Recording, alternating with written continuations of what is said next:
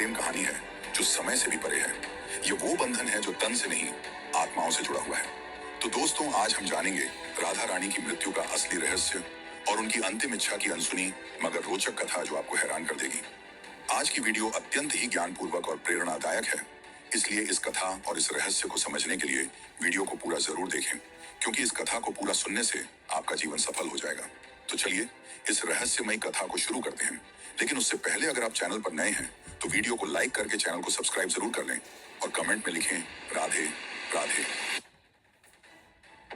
बरसाने की वो पुरानी पगडंडियां जहां पर कभी श्री कृष्ण अपनी लीलाएं किया करते थे, आज भी वहां एक गूंज बाकी थी, प्रेम की, हंसी की, बांसुरी की और उस दुख की जिसने युगों से प्रेमियों को जिंदा रखा है।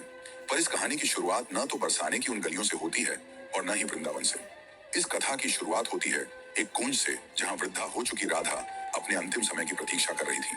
अब वो पुरानी वाली राधा नहीं रही, अब वो वृद्धा हो चुकी थी। उनका शरीर झुक चुका था, लेकिन आज भी उनका हृदय उसी किशोरी राधा का था जो केवल श्री कृष्ण के लिए धड़कता था। उनके चेहरे पर झुर्रियां आ चुकी थी, लेकिन आज भी जब कोई बांसुरी बजाता तो उनके चेहरे पर रौनक आ जाती, एक हंसी सी छा जाती, मानो पुरानी यादें ताजा हो गई हों। कृष्ण जब मथुरा छोड़कर चले गए, तब उनके वियोग में राधा ने न तो किसी से विवाह किया और न ही कहीं आश्रय लिया। वे अकेली ही वृंदावन के एक एकांत कुंज में रहने लगी। उनका दिनचर्या हर दिन सामान्य रहता था। वे सूर्योदय के साथ उठती और यमुना के तट पर जाकर जल अर्पण करती, जिसके पश्चात वे वापस कुटिया में लौट जाती और दिन भर श्री कृष्ण के आने का इंतजार करती, मानो उन्हें पूरा विश्वास हो कि श्री कृष्ण एक दिन उनसे मिलने जरूर आएंगे। गांव वाले राधा को साध्वी समझते थे। उन्हें उनके बारे में कुछ नहीं पता था। वे नहीं जानते थे कि वह कौन है और कहां से आई हैं, पर सभी को यह बात पता थी कि वह जो भी हो, वह अपना सब कुछ केवल और केवल श्री कृष्ण को मानती है। एक दिन राधा अपने दैनिक दिनचर्या के तहत यमुना के तट पर जल अर्पण कर रही थी। तभी उन्होंने अचानक आसमान की ओर देखा। हवा में सन्नाटा सा छा गया और उनके हृदय में एक कंपी सी दौड़ गई, मानो पूरा ब्रह्मांड उन्हें कुछ कहना चाह रहा हो। और उसी दिन शाम को वे अपनी कुटिया के बाहर तुलसी के पौधे के पास बैठ गई और उन्हें प्रणाम करते हुए कहा कि अब मेरे जाने का समय आ गया है, पर मैं यूं ही नहीं जाऊंगी। मैं तब तक नहीं जाऊंगी जब तक स्वयं श्री कृष्ण मुझे विदा न कर दें। राधा ने कहा कि मैं अपना देह तभी त्यागूंगी जब श्री कृष्ण अपने साक्षात रूप में मेरे सामने आएंगे और प्रेम से मेरा नाम पुकारेंगे, राधे। उनकी यह इच्छा सुनकर गांव वाले चौंक गए और सोच में पड़ गए कि आखिर इतने बड़े राजा इस वृद्ध महिला से मिलने क्यों आएंगे।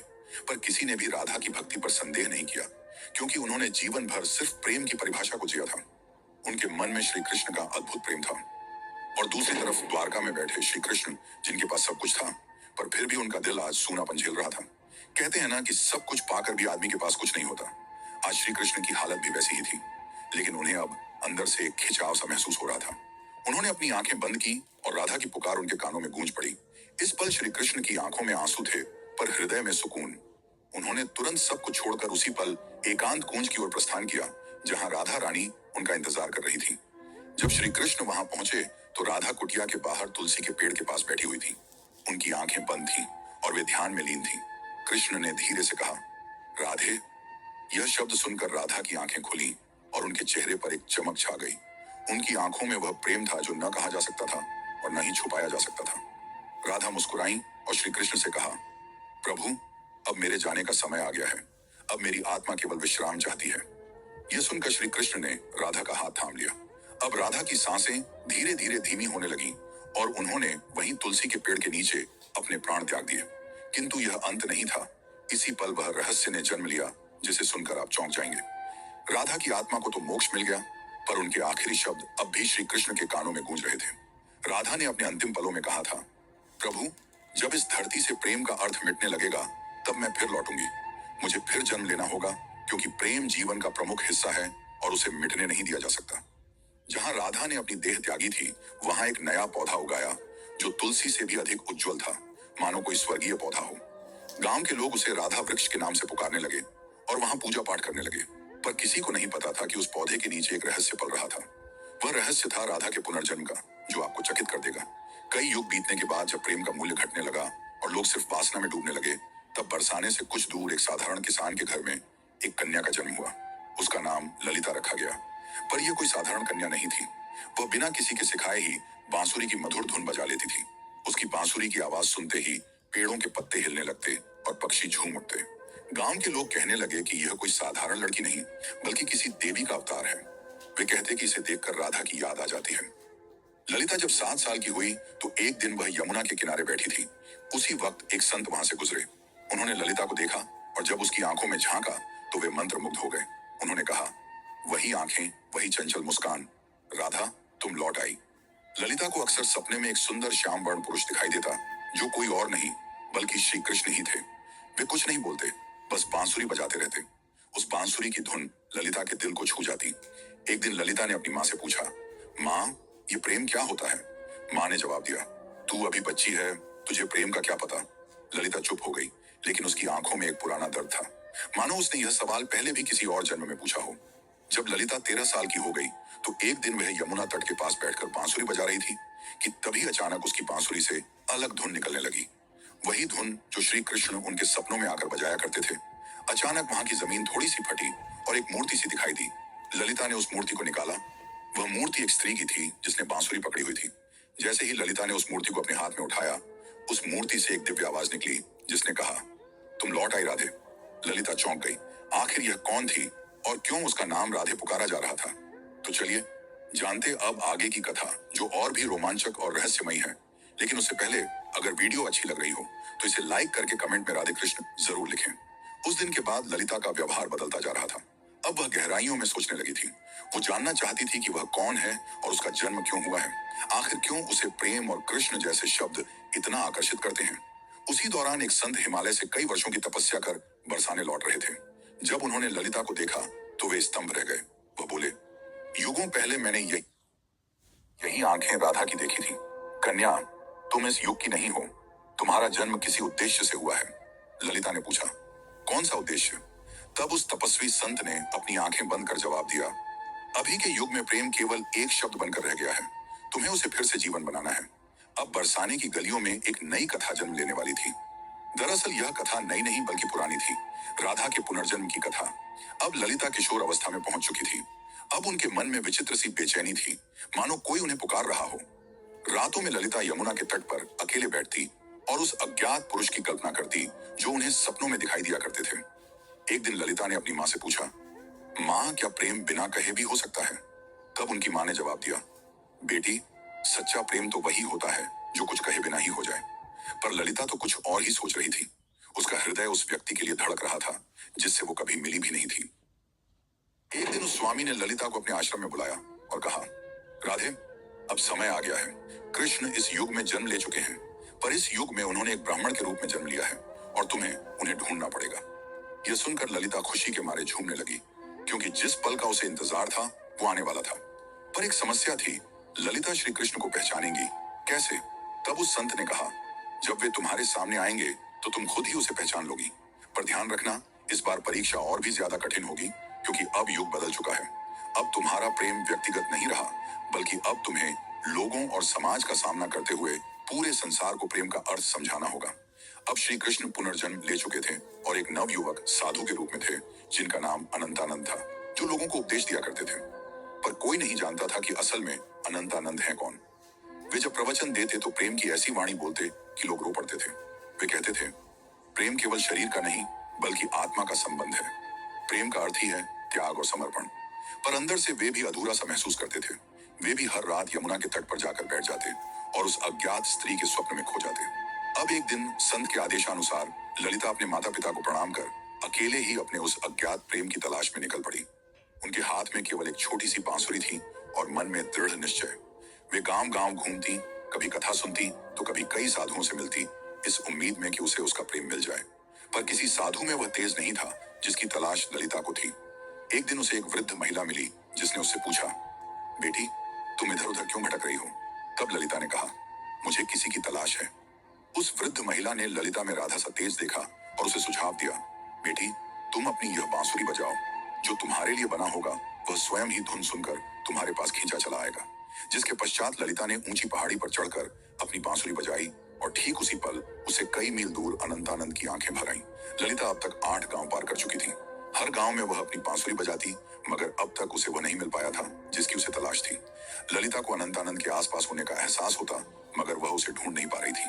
अब वह थक चुकी थी, जिसके बाद उसने प्रण लिया कि यदि अगली पूर्णिमा की रात तक उसे वह नहीं मिला तो वह यमुना में कूद कर अपनी जान दे देगी। उस दिन आखिरी बार ललिता ने बांसुरी बजाई। उसकी धुन वैसी ही थी जो किसी को अंदर हिमालय में बैठे अनंतानंद को वह ध्वनि सुनाई दी। उसे वह ध्वनि काफी प्रभावी लगी, मानो उसने कई वर्षों बाद वही ध्वनि सुनी हो जो उसे पुकार रही हो। अनंतानंद ने तुरंत ही हिमालय छोड़ दिया। ठीक उसी रात ललिता को फिर से स्वप्न आया, पर इस बार स्वप्न काफी अलग था। इस बार श्री कृष्ण और राधा यमुना के तट पर बैठे थे और राधा श्री कृष्ण से पूछ रही थी, प्रभु, क्या इस बार भी मेरी प्रेम कहानी अधूरी रह जाएगी? कृष्ण ने कहा, नहीं राधे, इस बार संसार को तुम्हारे प्रेम की पूर्णता दिखाई देगी। इतना कहते ही ललिता का स्वप्न टूट गया। ललिता के मन में एक नई उम्मीद जाग उठी थी। अब वह उस जगह पहुंची जहां अनंतानंद पहुंचने वाले थे, वृंदाधाम। ये कोई आम स्थान नहीं थी। कहते हैं कि इसी स्थान पर राधा ने कृष्ण को आखिरी बार देखा था और एक शिला को छूकर प्रण लिया था कि जब तक उसकी प्रेम कहानी पूर्ण नहीं हो जाती वह लौटती रहेगी। उस समय वृंदाधाम में एक कथा हो रही थी और उस कथा के वाचक कोई और नहीं बल्कि स्वयं अनंतानंद थे। ललिता बहुत दूर खड़ी थी और उनके चेहरे को भी नहीं पहचानती थी, परंतु उनकी वाणी में कुछ ऐसा था जिसने उसके हृदय को प्रभावित कर दिया। उस दिन अनंतानंद प्रेम की परिभाषा समझा रहे थे। प्रेम वह नहीं जो आपके पास होता है और आपके साथ जीता है। प्रेम तो वह है जो दूर होकर भी पास होता है। वे यह सब बता ही रहे थे कि उनकी आंखें ललिता से टकराईं। दोनों एक पल के लिए स्तंभ रह गए, मानो पूरी दुनिया ही रुक गई हो। अनंतानंद ने तुरंत ही प्रवचन छोड़ दिया और ललिता के पास दौड़े चले आए। तब ललिता ने अनंतानंद से धीरे से पूछा, क्या आज भी आपको मेरी आवाज सुनाई देती है? अनंतानंद ने उसकी आंखों में देखा और प्रेम से कहा, राधे, तुम आ गई। पल काफी मनमोहक था। पूरा संसार थमा हुआ था, लेकिन यह अंत नहीं था। असली कहानी तो अब शुरू होने वाली थी। अचानक मौसम खराब होने लगा और बादल काले पड़ गए और तभी वहां एक साधु कुरंगनाथ प्रकट हुए जो नहीं चाहते थे कि राधा और कृष्ण फिर से मिले, क्योंकि उसे ऐसा लगता था कि अगर राधा और कृष्ण फिर से मिल गए तो प्रेम को धर्म से ऊपर का स्थान मिल जाएगा जो कि समाज की जड़ता को तोड़ डालेगा।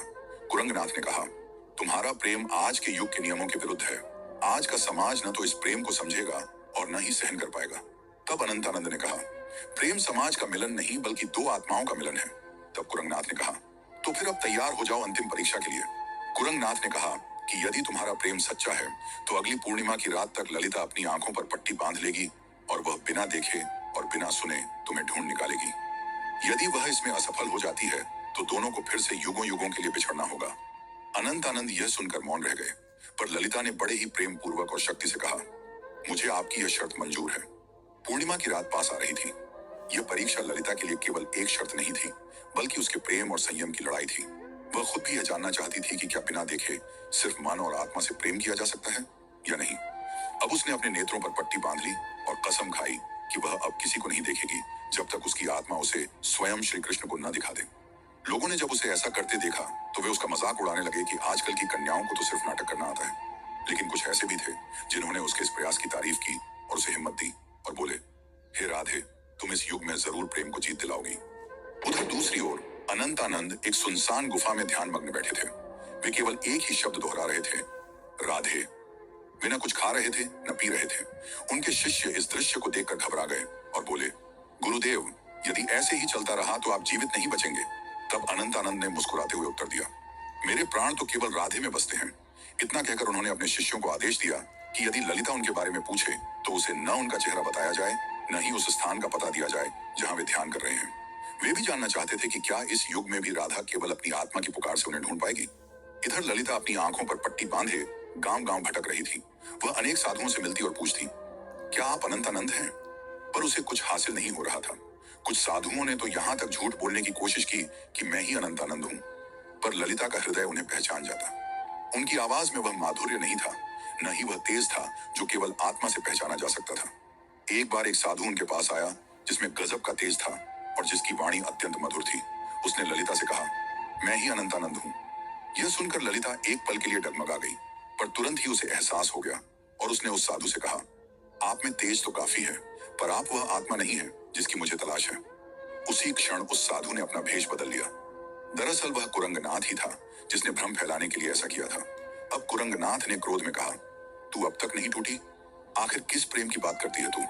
इतना सुनकर ललिता ने कहा, मेरा प्रेम इस युग के बंधनों से मुक्त है जिसे शब्दों में समझाना असंभव है। इतना सुनकर कुरंगनाथ वहां से चला गया। अब ललिता उस गुफा के पास पहुंच चुकी थी जहां अनंतानंद ध्यान मग्न थे। ललिता धीरे धीरे गुफा के अंदर गई और अंत में उसे वहां किसी के होने का आभास हुआ जिससे दिव्य तेज निकल रहा था। ललिता ने उन्हें पहचान लिया और उनके पास जाकर अपनी बांसुरी उनके पैरों में रख दी और कहा, मैं आपको देख नहीं सकती, पर मेरा हृदय काफी जोर से धड़क रहा है। क्या आप वही हैं जिनकी मुझे तलाश है? अनंतानंद ने बांसुरी उठाई और उसे बजाया। वही धुन जो ललिता को यमुना तट और अपने सपनों में सुनाई देती थी। फिर अनंतानंद ने उसकी पट्टी खोली और कहा, राधे, इस बार भी तुमने मुझे तन से नहीं, केवल अपने मन और आत्मा से पहचान लिया। वे दोनों रो पड़े। उनकी आंखों में कई सालों की थकान थी जो अब मिट रही थी। तभी वहां एक साधु आए और उन्होंने कहा, राधा और कृष्ण, तुम्हारा प्रेम संपूर्ण तभी माना जाएगा जब यह समाज इसे स्वीकार करेगा। जब इस समाज के सामने तुम्हारा प्रेम सत्य और पवित्र सिद्ध हो जाएगा, तभी तुम्हारा मिलन सफल होगा। राधा ने कहा, प्रेम तो किसी समाज के बंधन से मुक्त होता है, उसे किसी के प्रमाण की जरूरत नहीं। लेकिन तभी अनंतानंद ने उसे समझाते हुए कहा, राधे, अब युग बदल गया है। अब यह समाज प्रेम की परिभाषा भूल चुका है। इतना कहकर अनंतानंद ने उस साधु से पूछा, आप ही बताइए कि हमें क्या करना होगा?